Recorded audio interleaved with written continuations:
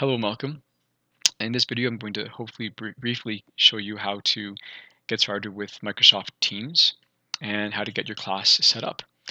So this is your welcome screen in Office 365, and you're going to move my cursor over here to the Teams tile and click that to begin.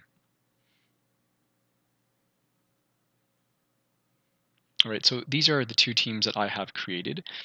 What you might see if this is not if this is your first time using Teams, you're not going to see any Teams, of course. Instead, it will welcome you probably to Teams and explain a bit about what Teams does or is. But what you should do to start is click on Join or Create Teams to the top right hand here. Okay, now there are two other tiles that have popped up. To the left, you're going to click on, in just a moment, you're going to click on Create Teams to begin your own team site. To the right, here is where you can give students in the future, once your team site is created, you can direct students to enter a class code or enter your team code. This is where they would enter a code and they can register themselves for your already created team. Might be a way of easily adding students to your site. I'll show you how to do that later, and the other alternative that I think I prefer, but I'll show you both ways. So let's start. Let's create a team. I'm going to click Create Team. Okay, you have different types of teams you can create. To the left is class, the one that you're going to click. I've tried Professional Learning Community, PLC. I haven't tried these other two. I figure they might just be different layouts and different permissions, perhaps. But I haven't tried these, so I can't really talk too much about those. You're going to want to do click on class for your classroom. Now we can give your teams a name. I'll call it for our case, I'll call it demo team. You can give it a description if you'd like. You can leave it blank, not necessary. I should point out something before I click next. As you move from semester to semester, year to year, if you're creating a new teams for a new class, the good thing is you don't have to start from scratch. If you've already posted a bunch of content, all you do is click here, create a team using an existing team as a template, and you've done all your work. Well, it's done all your work, rather moved all the content and work that you've done in your previous teams and moved it onto a new team for a new class. Really quick, really easy way of doing that, and it saves you lots of time. But this is a brand new teams, so we're going to click on next.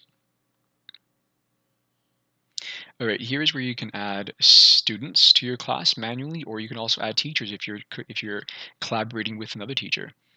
Now, I would normally type a student ID or a student's name, and if it's connected to a student repository of information like Trillium in Ontario, you'll get that name populated immediately once you begin typing. And I'm not going to do that right now because it'll show students or teachers' personal information. For this video, I'm not don't want that, so I'm going to skip this. But you can always go back and add students manually. By student IDs is probably best so that you don't accidentally add another student from a different school with the same name to your teams. You can do that here. The other alternative is to generate a Teams code that you can share with your class, and they can sign in or join your teams on their end. I like to have more control over my class, make sure that I haven't missed anyone, and that everyone has access to it. And so I'd rather input students' IDs or names manually. It does take a bit of time. You have a class of 25, 30 students, but that doesn't take too much or too long, and you only have to do that once and it's done. All right, I'm not going to do anything right now. I'm going to skip. And you're done. Essentially, you have now created a team site. Now, there is a few things I want to go over before we end. Just to show you, and I'll show you another a team site that I have going. So here is our new teams. Now, we can probably want to just show you the layout here. On the left, you have what will be what's called channels. You have your general channel here. And this is where I post messages that apply to the course as a whole. I also have my course organized. Perhaps I'll show you so that you can see. Now everything that you do is already saved. I can go back to where I was, back to our demo teams by clicking on demo team, but I'm going to click off to the left here. And this is my grade 12 chemistry course. Great, so you can see that general channel, and these are all your channels. That general channel exists here to the left. You can update by clicking here. pictures, make this personalized and make it look nice. Here's my general channel. I've also created other channels. So this is my organic chemistry channel. Second unit is our atomic structure unit, and so on. So I have my different strands or different units for my course organized here. I can also organize our discussions or conversations between students and myself, or between students, peers, students, organized by strand. So that is actually unique to Microsoft Teams. Don't have that level of organization in other platforms that I also use. So pros and cons to everything. I like this level of organization though. What I also have, and I'll go back to demo to show you, at the top right hand, at the top here actually, just the top, you have different tabs, right? On my teams, I'll show you how they look like. But again, very similar, already filled in. So here are all my posts that I've given to students, questions that answers questions they've asked.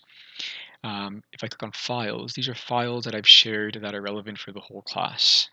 They can be messages or class materials. I actually like to go to class notebooks just to show you. I like to have a class notebook connected to my teams. It sounds a bit complicated, but it's really simple to set up and you can share a lot of your information with students. So let's do that. You can get class notebook set up and you can start to add content to that. You can also add assignments. You can attach rubrics to them, deadlines, allow for extensions on those deadlines or late submissions. I have a couple of assignments added here.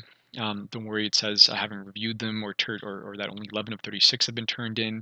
That's specific to that assignment. I wasn't looking for a submission. It was more of a form completion, but you can customize your assignment by clicking create, and you can post whatever you like there.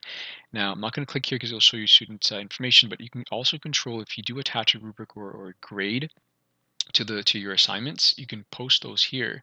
What's great if depending on how your marking is organized, you can also post different learning categories. You can have your knowledge, applied thinking, and so on. Communication.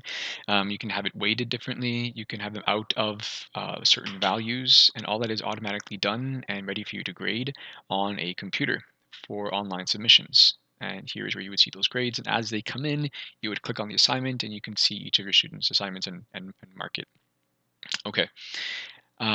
Let's go back to our demo team. So click on teams again. Here's your list of teams. I'm going to go to our demo team. And again, we have a few more additions here. Right, so let's create some more channels. So I'm going to add a channel. I've clicked on the three dots here and I'm going to add channel. Let's call it Unit 1. I can give it a description. I can control privacy here, so I can make it so that only a few people or that only I can see it. It's up to you. I treat it as a way to organize my units. I want everyone to see. Automatically show this channel in everyone's channel list. Yes, I want everyone to see that. So I'm going to click off on that box. And I've named it Unit 1. I can give it a description if I want. You don't have to. And click Add. It's now creating the channel. And there it is. So the general and the Unit 1 channel are different. Under your general channel, this is where you can post. Essentially, the main difference, I think, actually is class notebook. This is where I post all my class content. So I'm going to click on class notebook, and right now I don't have a class notebook created to this team, but let's do that now. So set up OneNote class notebook. It is quite worth doing this. Blank notebook. Again, this is somewhere where you can click if you already had a site created and you want to move from one semester to the next. You don't have to reinvent the wheel or input all of your content all over again. You can simply transfer all your content to here. But let's begin by clicking blank class notebook. It's going to go through some steps. Microsoft has gone a long way in making this a bit more user-friendly, but still robust. So I'll briefly explain this. It helps if you see it in action, but you'll have three areas in your class notebook. There's a collaboration space where students can work on notes together, or they can discuss together. I don't do too much with this because I find that under posts and teams, we can have those conversations and those discussions already, but that'll automatically appear. Content library is what I really use. Content libraries are I'm going to post lessons, links to videos, resources, anything you can think of, you can post. And this is student notebooks. So these are individual private student spaces where only the teacher can see and students can't see each other's um, student sections. So those are your three general sections. You can also have you can post handouts, class notes, homework, quizzes, and all that. Each student under their own student name will have these four automatically created sections. If you don't want one, I'm not going to post any quizzes. I'm going to cancel that. You can add a section to customize it. Here's where they can show you the work that they've done if that interests you. This is where they can keep and store their own class notes. I have had students in the past to use that quite well. Entirely up to you. They may not use it at all. It's whatever you like them or however they would like to use it. So let's create. Okay, so it will take a little bit of time, to create this class notebook. What's happening now is a previous application that Microsoft Office 365 had separate from Teams has now been integrated with Teams, and it's a really good way to easily manage a class notebook and attach it to a class. Right, so it's done. Now, if I had any students added, that little tab I clicked, and go back to extend that. Here's where I would have student names. As I add students to this demo teams, or as you add students to your own teams, their names automatically appear here. What I wanted to show you here, though, is your collaboration space. So if I click on collaboration space, it's just a brief intro of what that is. I'm going to right click. I've right clicked. I'm going to click on new page. And here is where I can, let's see, it added it under that tile, under that space. So I'm going to click here.